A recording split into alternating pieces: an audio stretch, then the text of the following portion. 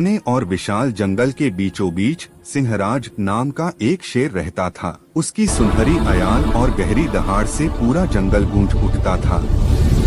जब भी वह नदी के किनारे पानी पीने जाता तो आसपास के सभी जानवर छिप जाते।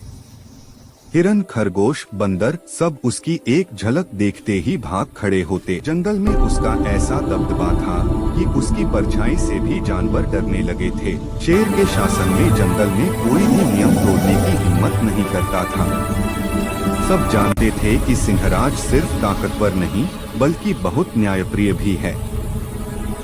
जो जानवर मेहनत करता, ईमानदार रहता, शेर हमेशा उसकी रक्षा करता।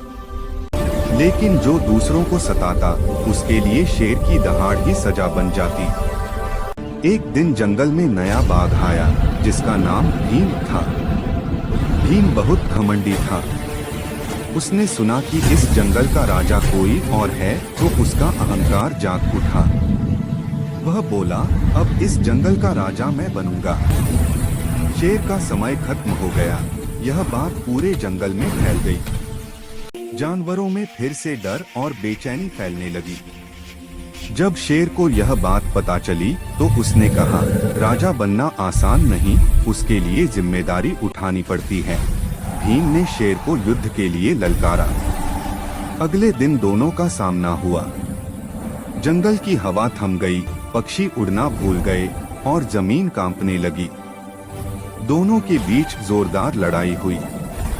बाघ ताकतवर था लेकिन शेर अनुभवी और समझदार। उसने बाघ को मात दी लेकिन उसे मारा नहीं।